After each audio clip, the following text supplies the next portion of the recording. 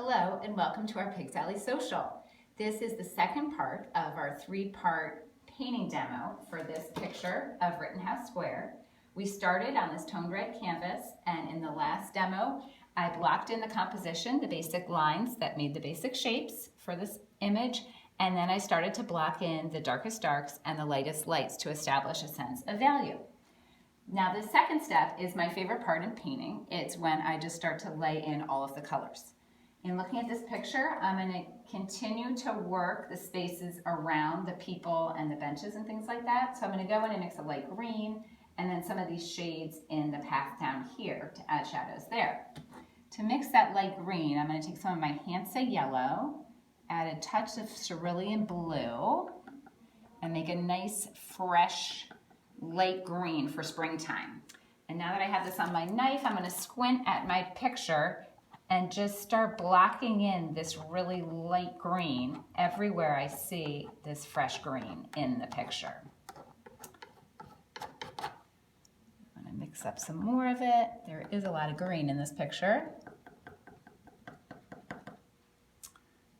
And I'm just going to keep block. This pile's a little darker than that last one I mixed, so I'm going to put it where I see the darker patches of this green.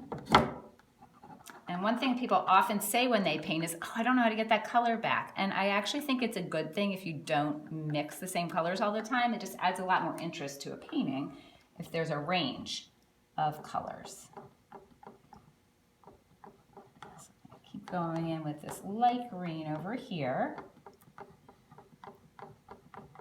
Painting in these dabs of color around what's in the picture. A little more of this green up here, mixing into that dark I laid on there earlier, just to lighten it up just a bit, but not too much. So sometimes I mix my colors on my canvas and sometimes I mix them on my palette.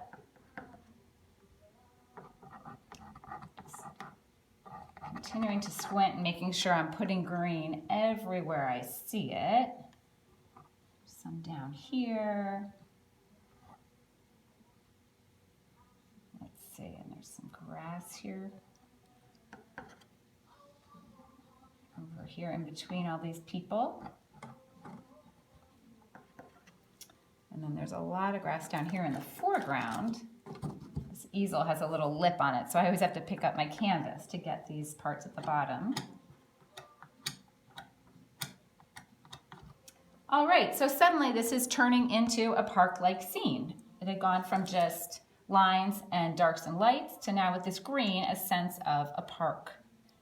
Next up, I'm going to go in and mix some purplish shades to add that shadowy area to the path. To do that, I'm going to take ultramarine blue and some alizarin crimson, add white into that pile. That's a little too dark, so I'm going to pull a piece of it over, add a little more white to it.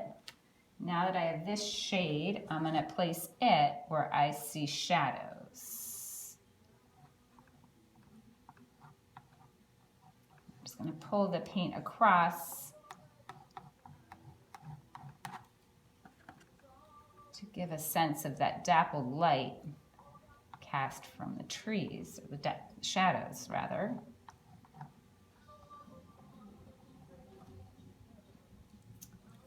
All right, then I have some more lights. Now that I've gotten those darks on there, everything is relative in a painting, and once I do one thing, it always makes me realize I need to do another. So once I put those darks on there, I realized I was actually missing some more lights. And you might be wondering why I'm using purple for the path. People often ask me, is that really the color that you see when I paint a sidewalk purple? And I just like to make things colorful. So if I see a gray sidewalk, I'll look at it and decide if it's purple, blue, yellow, orange, whatever color it may be. I think about the temperature, the lightness, the darkness of it. And the more you look for colors, the more you see color in everything you're looking at.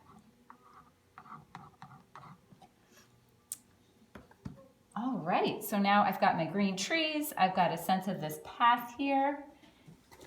The next thing I do as I work is think about where the biggest holes are and what I need to fill in more. And I think it's actually some more of these darks back here. For those, I'm going to go back and mix more of a dark green with my ultramarine blue and my Indian yellow. They're both transparent colors and they mix really nicely and spread really nicely on the canvas. So I'm just going to block in these darks where I see them. In between the lampposts going back there. Over here.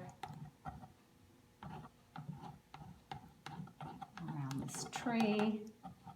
It's dark in there. Again, mixing on my canvas a little bit to blend those areas.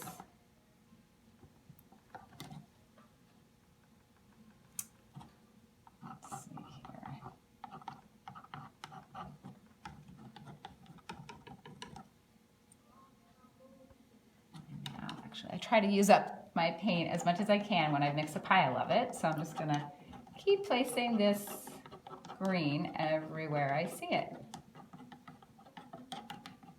Kind of using points here, almost like a pointillist painting.